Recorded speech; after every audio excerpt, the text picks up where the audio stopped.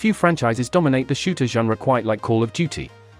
For over 2 decades, the series has been a constant presence in gaming, delivering massive blockbuster releases year after year while shaping the modern first-person shooter landscape in the process.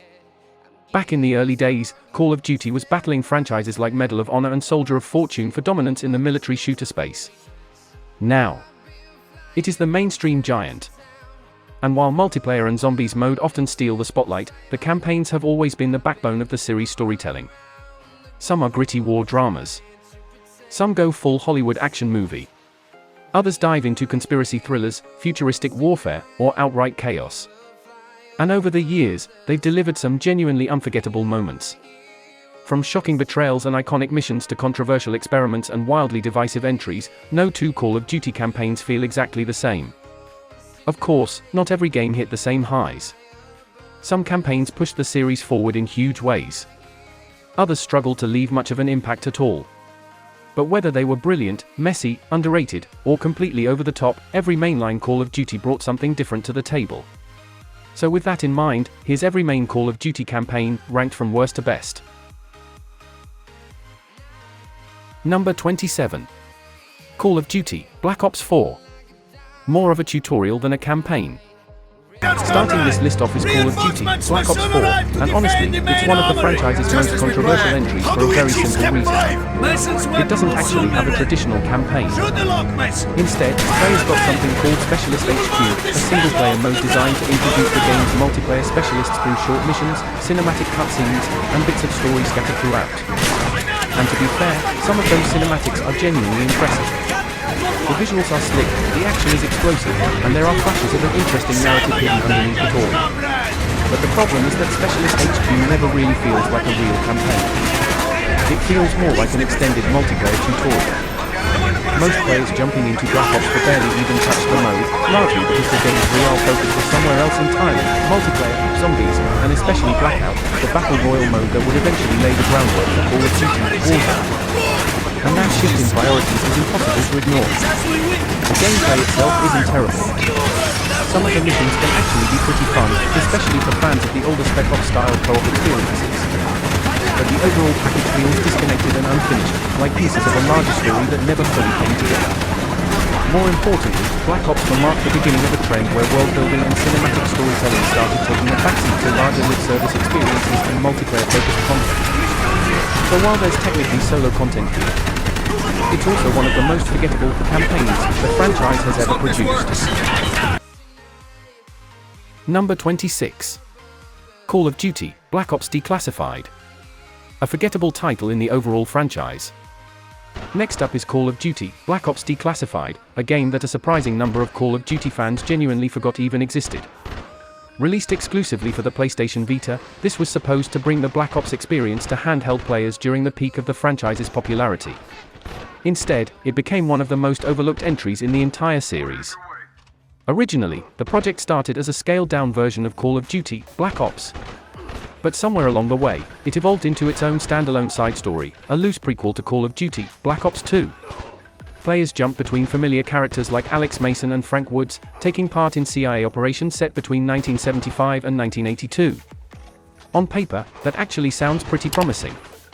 The structure is somewhat similar to the old Spec Ops missions from the modern warfare games: short objectives, quick bursts of action, and a storyline that loosely ties into the rise of Raul Menendez by showing the death of his father, Jose Luis Menendez. The problem? Almost everything else. The controls felt clunky. The missions felt rushed and awkwardly stitched together.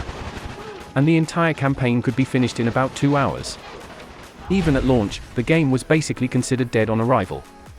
And while the Vita hardware itself was impressive for the time, Black Ops Declassified never came close to delivering the cinematic, polished experience players expected from the franchise. Instead, it ended up feeling more like a forgotten side project than a true Call of Duty campaign. Number 25. Call of Duty, World at War, Final Fronts. A Call of Duty, World at War port that fails to adapt its greatness. Then there's Call of Duty, World at War, The Final Fronts, a game that feels less like a proper Call of Duty release and more like an afterthought. which is especially unfortunate considering it shares its name with Call of Duty: World at War, one of the most beloved and brutally atmospheric entries in the franchise. But Final Fronts is a completely different story. Released exclusively on the PlayStation 2 long after the industry had already moved toward the PS3 and Xbox 360 generation, the game essentially feels like a stripped-down alternate version of World at War made for players who hadn't upgraded consoles yet. And it shows. The campaign only lasts around 4.5 hours, and unlike the mainline version, it completely lacks the features that made World at War memorable in the first place: no iconic zombies mode, no standout multiplayer, and none of the cinematic intensity the franchise was becoming known for. Technically, it shares the same World War II setting and a few familiar characters like C, Miller, Roebuck, and Polonsky. But beyond that, it barely resembles its bigger counterpart. The story is forgettable, lacking meaningful stakes, memorable villains, or much character development at all. And because the game contradicts parts of the original narrative, including the fate of certain characters, it ends up feeling disconnected from the main World at War experience entirely. The gameplay doesn't help either. Levels are painfully linear, mostly pushing players from one checkpoint to another without any memorable set pieces, alternate paths, or tactical freedom. Combined with outdated controls and dated presentation, the whole experience feels stuck in the past even by 2008 standards. In the end, Final Fronts comes across less like a meaningful standalone game, and more like a last-minute cash grab aimed at players who hadn't left the PlayStation 2 behind yet. Number 24. Call of Duty: Modern Warfare, Mobilized, N-Space other DS games. A respectable COD handheld campaign. Call of Duty: Black Ops Declassified is, in a technical sense, probably the closest a handheld Call of Duty ever got to replicating the look and feel of the mainline console entries. But when it comes to overall experience, it's a very different story.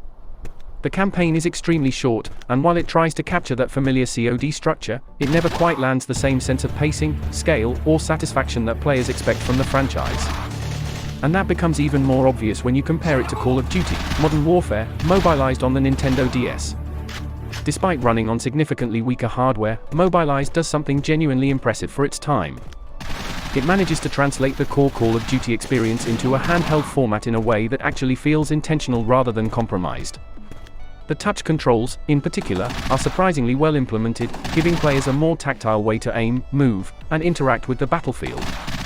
Structurally, the campaign builds on previous DS entries from N-Space, leaning into a mission-based format that feels like a condensed version of the franchise's greatest hits: quick bursts of action, varied objectives, and familiar COD-style scenarios adapted for portable play. And while the story itself isn't groundbreaking, it's actually more coherent than you might expect. There's a solid foundation here, even if the presentation is uneven and the missions sometimes feel loosely connected from one to the next. So while Declassified may edge ahead in presentation and console-like feel, Mobilized arguably delivers a more complete and satisfying handheld experience overall, especially considering the hardware it was built for. Number 23. Call of Duty: Finest Hour. Nostalgic but dated WW2 Call of Duty game. Call of Duty: Finest Hour holds a special place in the series' history as the first Call of Duty built specifically for consoles.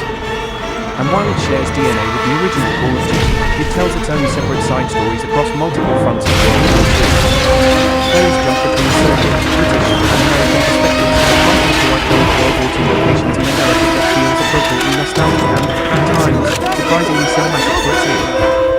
On paper, it delivers exactly what early Call of Duty fans wanted: grounded wartime storytelling, multiple viewpoints, and a sense of scale across different theaters of war. But in practice, things are a bit more complicated. The gameplay is where Finest Hour struggles the most. Even for its time, the controls can feel stiff and unresponsive, and the checkpoint system is notoriously unforgiving. Combined, these issues often lead to frustrating mission restarts that break the pacing and undermine the tension the game is trying to build. And while some of these problems can be chalked up to early console limitations or growing pains in the franchise, other entries from the same era, like Call of Duty 2, Big Red 1, have aged far more gracefully. Which suggests the issues aren't just technical, but design-related as well. So while Finest Hour is an important stepping stone for the franchise's console presence, it's also one of the rougher entries in terms of moment-to-moment gameplay. Make sure if you're enjoying our list to hit that like button and of course subscribe for future content. Number 22. Call of Duty: Modern Warfare 3, 2023. A shallow, direct sequel that lacks any real creative direction. Call of Duty: Modern Warfare 3 is widely considered one of the weakest campaigns in the entire Call of Duty franchise, and that reputation didn't come out of nowhere. What initially looked like a direct continuation of its predecessor quickly revealed itself as something far less focused. Instead of building on the momentum of Call of Duty: Modern Warfare 2, the campaign ends up feeling rushed, uneven, and surprisingly directionless. A big part of that comes down to pacing. The story moves quickly from one idea to the next without much time to develop tension or meaningful narrative payoffs. Moments that should feel impactful often get glossed over, leaving the whole experience feeling undercooked. But the bigger issue might actually be the gameplay. In an attempt to innovate, Sledgehammer Games introduced open combat missions, semi-open world segments where players are given a list of objectives and told to approach them however they want. On paper, that sounds like freedom. In practice, it often feels generic. Instead of meaningful player-driven creativity, these missions frequently resemble simplified Warzone-style objectives, lacking the depth or design complexity of earlier Call of Duty campaigns. And even the more traditional linear missions don't fully escape this shift in design philosophy. Many feel fragmented or overly influenced by live service mechanics, which can make them feel disconnected from the cinematic storytelling the series is known for. A standout example is Flashpoint, which in its latter half reduces the experience to a basic escort-style objective, feeling more like a DMZ rescue contract than a handcrafted campaign moment. Ultimately, Modern Warfare 3 struggles to define itself. It doesn't capture the narrative strength of classic Call of Duty campaigns, and it doesn't fully succeed in reinventing them either. The result is a campaign that, for many fans, fades from memory almost as soon as it ends. Number 21. Call of Duty: Vanguard. A rather short and unrealistic World War II shooter. Call of Duty: Vanguard stands out as one of the more unusual entries in the Call of Duty franchise. Instead of continuing a familiar storyline, it introduces a brand new cast, a fresh narrative, and a campaign structure that leans heavily on flashbacks and interrogation framing. Players take control of an elite, international special forces unit operating during World War II. But rather than experiencing events in a straightforward chronological order, much of the campaign is told through debriefings, where captured operatives recount the missions that led to their capture. On paper, it's an interesting narrative twist. In practice, it comes at a cost. Because players already know the fate of the main characters from the start, much of the suspense and tension is undercut, making key moments feel less impactful than they might otherwise have been. Originally, Vanguard was also intended to kickstart a larger subseries within the franchise. But that ambition was quickly overshadowed by mixed reception from fans. A major point of criticism was its tonal inconsistency. Despite being marketed as a gritty, grounded World War II shooter, some character abilities and gameplay mechanics feel more stylized than realistic, which left parts of the campaign feeling slightly out of place. That said, the game isn't without its strengths. The visuals are impressive. The gunplay feels solid and responsive. And certain missions offer creative, varied objectives that break up the pacing in interesting ways. However, not everything lands. Segments like the midway mission suffer from awkward vehicle controls that can make gameplay feel clunky and frustrating rather than cinematic and exciting. And ultimately, the biggest issue mirrors a trend seen in later Sledgehammer entries, a relatively short campaign that leaves players wanting more depth and development. So while Vanguard has its moments, it never fully comes together into the cohesive, memorable campaign it was aiming to be. Number 20. Call of Duty 3. A rather repetitive World War II game. Continuing the franchise's early World War II focus, Call of Duty 3 marked Treyarch's first full entry into the series, and a clear attempt to build on what came before it. Like its predecessors, the game takes players across multiple historical battles during World War II, but this time broadens the scope by introducing additional perspectives, including Polish and Canadian campaigns alongside the familiar Allied forces. Structurally, it doesn't reinvent the formula. The narrative beats feel familiar, almost like a continuation of ideas already established in earlier entries. But even so, there's still a certain charm to its straightforward approach to wartime storytelling that resonated with FPS fans of the era. Where Call of Duty 3 leans hardest is gameplay variety. Most of the experience is grounded in traditional infantry combat, boots on the ground, pushing through trenches, clearing objectives, and holding positions under heavy fire. It's intense, but also fairly repetitive over time. There are attempts to break things up, particularly with vehicle-focused sections, most notably in parts of the Polish campaign, which add some welcome variety even if they don't fully shift the formula. However, the game's difficulty and somewhat clunky controls can occasionally make certain missions feel more frustrating than challenging, especially for more casual players. That said, despite its rough edges and dated presentation by modern standards, Call of Duty 3 still delivers a solid, old-school FPS campaign experience. It may not be the most innovative entry in the series, but for fans of classic World War II shooters, it remains a recognizable, and occasionally rewarding, snapshot of the franchise's early evolution. Number 19. Call of Duty. A classic World War II game that started it all. It all began with Call of Duty, the game that laid the foundation for one of the biggest franchises in modern gaming. Originally released as a direct competitor to titles like Medal of Honor, it might have looked like just another World War II shooter on the surface. But it quickly proved to be something much more impactful. Like many entries that followed, the original Call of Duty places players into multiple perspectives across World War II, recreating iconic battles and moments from different sides of the conflict. What set it apart at the time, though, was how intensely cinematic and chaotic those battles felt compared to its peers. It didn't just show war, it tried to make players feel its scale and brutality.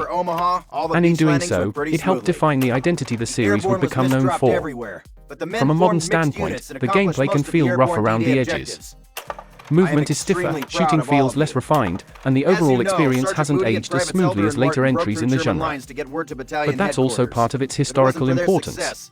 Because Call of Duty introduced mechanics that are now standard in nearly every first-person shooter, like aiming down sights, prone positioning, and large-scale scripted battles filled with dozens of AI soldiers creating the illusion of real warfare. Those ideas weren't just innovative at the time, they became the blueprint. And while newer entries have refined, expanded, and reimagined those systems, the original still carries a certain raw charm that's often missing from modern AAA shooters. It's not just a relic of its era. It's the starting point of everything that followed. Even today, despite its age, the campaign is still worth revisiting, not just for nostalgia, but to understand how the franchise began building its identity from the ground up. Okay, so that's it for today. So if you enjoyed it, punch the like button, comment down below, subscribe to the news channel for my Twitter and Instagram links down below. As always, of course, I'll put my two buddies first in the description for YouTube needs, tag titles, thumbnails, all that good stuff. So if you need help with, especially like I did, first in the description. Download it today. Trust me, you'll wonder how you ever got on without it. And of course, for our partner channels, and hit down below, hit that join button to put myself and the channel, and of course, get a huge range of benefits. But greatly appreciated. But of course, you never have to. But if you don't, you have to subscribe and watch the next video, or something might follow you home. You never know. Stuff happens. Okay, thank you very much. I'll see you all again very soon.